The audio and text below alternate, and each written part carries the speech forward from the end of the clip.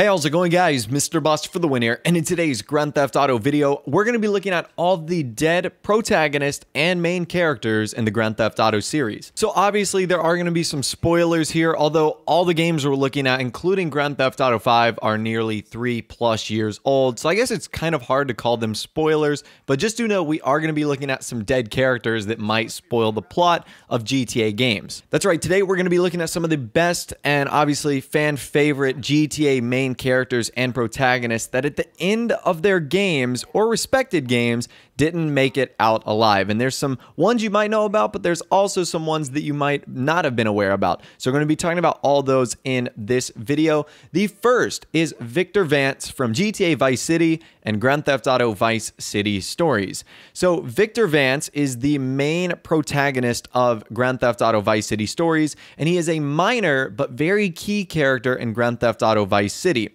So to give you a little bit of background, Victor is a former soldier. He was kicked out of the army because one of his superiors betrayed him. And following his discharge, Victor began a crime empire in Vice City. And in Vice City Stories, he became one of the most powerful figures in the city's underworld. Now that's important, and we'll touch back on that in a second. Now you do need to keep in mind that Grand Theft Auto Vice City takes place in 1986, whereas Vice City Stories takes place in 1984. Now that's where the fact that he's beginning to build a powerful crime empire becomes important. So during that time span between 1984 and 1986, Victor is becoming powerful in creating drugs and a crime syndicate.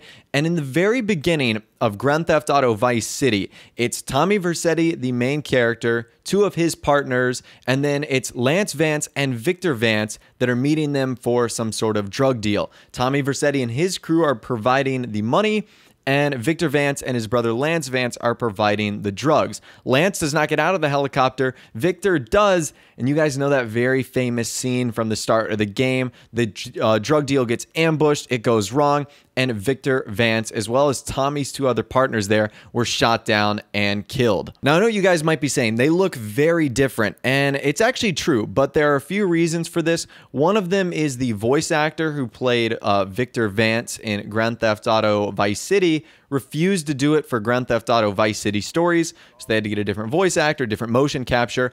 Also, Vice City Stories, I think, came out like 4 years later, so technology had greatly improved. They were maybe able to make him look a little bit better, have a different shade of skin, and also Rockstar has confirmed that that was Vic Vance, who did indeed die at the beginning of Vice City. So I'm not sure how many of you guys knew that, but that was pretty interesting, and it's crazy how they connected the pieces from the empire he built in Vice City Stories to the way it all came crumbling down like a house of cards in the beginning of Vice City. All right, protagonist number 2, Johnny Clements of the Lost MC Motorcycle Club. So Johnny Clements was the main character in The Lost and the Damned, which is the very first Grand Theft Auto 4 DLC. It followed the biker gang of the Lost MC, their struggles, their kind of rise to fame, and then eventual fall.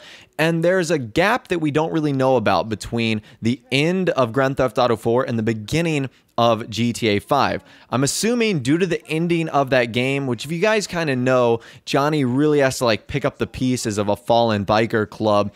It looks as if they relocated, at least the majority of them, from Liberty City to Los Santos. And as we kind of know from the brief dialogue between his girlfriend Ashley and himself, they seem to have become addicted to the drugs that Trevor Phillips is producing and that he's producing in his empire, Trevor Phillips Industries. So it looks as if, like I said, the Lost MC relocated from Liberty City to Los Santos. They're a weakened shell of themselves from what they were, and they eventually became addicted to the drugs that were passing through Trevor Phillips Enterprises. So I think that's exactly what happened, and we clearly all know the encounter between Johnny and Trevor. Johnny's girlfriend Ashley obviously doing some adult activities with Trevor. Johnny finds out, and he basically gets in Trevor's face right after he hears the famous line from Michael that he hadn't heard in nearly 10 years. So obviously Trevor is crazy. He doesn't know what to think about, and Johnny's up in his face, and he gets curb stomped, and he literally gets his brains and his head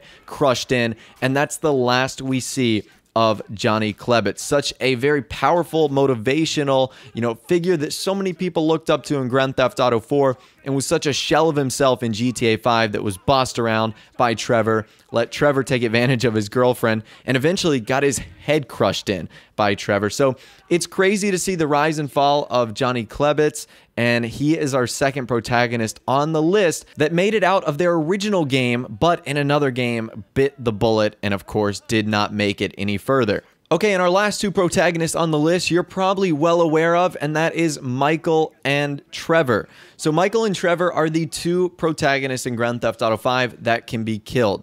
Franklin cannot. For whatever reason, his ending did not make him the guy to possibly be killed. But Michael can be killed and Trevor can be killed in their own respective ways. And what's special about their case is they're the only protagonists in the series that can be killed off in their own game. Now, I understand that it makes sense because you've got two other protagonists to fall back on, whereas in all the other games, it was all about one main character. So it would have been kind of difficult to justify killing one of those guys off.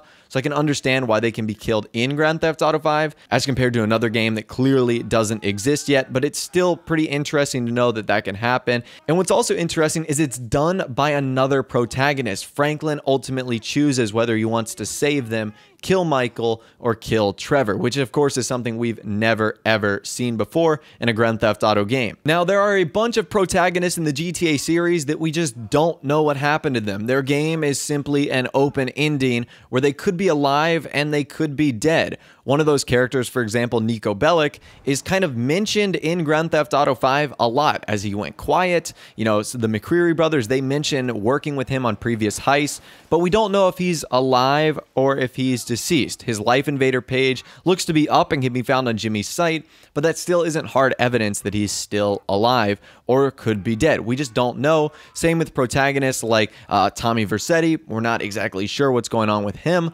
Luis Lopez and Gay Tony. No clue what's going on with them. So for now, we can only confirm 4 dead protagonists: Victor Vance, Johnny Clements, Trevor Phillips, possibly, and Michael DeSanta, possibly as well. Those guys have the 2 asterisks because obviously you can avoid killing them, but there still is the chance to do it, which is, like I said, unlike many of the other GTA games. So let me know what you think about this list in the comment section down below. Which one of these protagonists is your favorite out of the deceased list? Let me know what you think there. If you did go on to enjoy the video, a like rating would of course be awesome. And also subscribe to my YouTube channel if you are new or you like daily GTA 5 videos like this. Without the way, guys, like I said, thanks for watching. Take care, and I'll see you guys in the next video.